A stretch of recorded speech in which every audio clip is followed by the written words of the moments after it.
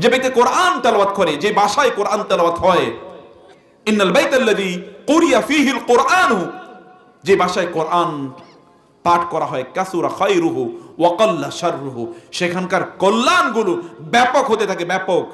সেখানে বরকত অনেক অনেক বাড়তে থাকে। সেখানে রিজিক মহান আল্লাহ সুবহানাহু ওয়া তাআলা অকাতরে আল্লাহ তাআলা সেখানে রিজিক প্রদান করেন, এবং সেখানে কোনো অকল্যাণ থাকে না, কোনো অকল্যাণ থাকে না, কোনো পেরেশানি সেখানে থাকে না। সেখানকার সকল পেরেশানি আল্লাহ সুবহানাহু ওয়া তাআলা দূর করে দেন। ওয়া ইউসাউ আলা আহলিহি, এবং সেখানে যারা থাকবে তাদের জন্য এটা ব্যাপক পরিমাণ প্রশস্ত হয়ে যাবে, প্রশস্ত হয়ে যাবে।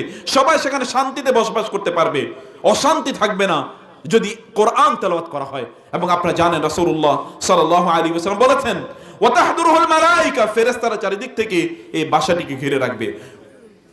ওয়া তাহজুরুল আশ-শায়াতিন, শয়তানরা এই বাসাগুলো থেকে দূরে সরে যাবে। এখন আমাদের বাসাগুলোতে কি বসবাস করে? দেখবেন যুবক পোলাপাইনরা কয়েকদিন পরে এসে বলে যে রাতের বেলা ঘুমাতে পারি না, কে যেন এরকম জাপটে ধরেছে, মনে হচ্ছে যেন দম বন্ধ হয়ে যায়। তোমারে তো জাপটে ধরবেই, তোমারে তো জিন ভূত জাপটে ধরবেই, কারণ তুমি তো কোরআন নাই তোমার জীবনে, জাপটে তো তোমাকে ধরবেই। তুমি তো ওই বাসাটাকে জিনের, অথবা ওরা বলে ভূত, ভূত বলো আর যাই বলো না কেন, জিনের, দুষ্ট জিনের বাসায় পরিণত করেছো। তোমার বাসাটা তো এরকমই, যেখানে অশ্লীলতা থাকে সেটা তো জিনদের বসবাসের স্থান। জিনরা তো নিকৃষ্ট জায়গায় থাকে, যেখানে পাপাচার হয় সেখানে জিনরা থাকে, আর ফেরেশতারা থাকে যেখানে মহান আল্লাহ সুবহানাহু ওয়া তাআলা ইবাদত করা হয়। ওয়া তাহজুরুল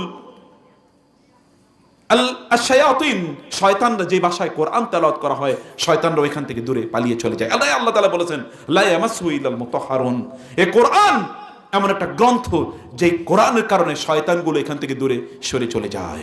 অনেকে বলে যে বাসায় জিনের উপদ্রব, ইত্যবার ইত্যকার, অনেক সমস্যা, এবং অনেক কবিরাজের পিছনে ঘুরে। আপনাদের এলাকায় কবিরাজ আছে নাকি? কবিরাজের পিছনে মুসলমানরা ঘুরে না? তো তার কবিরাজি তো মহান আল্লাহ সুবহানাহু ওয়া তাআলা নাজিল করে দিয়েছেন। সবচেয়ে বড় কবিরাজি কি? সূরাতুল বাকারা। রাসূলুল্লাহ সাল্লাল্লাহু আলাইহি ওয়াসাল্লাম বলেছেন, সূরাতুল বাকারা ইন্না তারকাহা হাসারা, এই সূরাতুল বাকারা এটা গ্রহণ করা হচ্ছে বারাকা। যদি আপনি বরকত পেতে চান, যদি আপনি চান যে রিজিক দিয়ে ভরপুর হয়ে যাক, বরকতপূর্ণ রিজিক আপনি পান, তাহলে সূরা বাকারাকে আঁকড়ে ধরুন। সূরা বাকারা যদি কেউ পরিত্যাগ করে, এটি তার জন্য হাসারা হবে। হাসারা মানে আফসোসের কারণ হবে।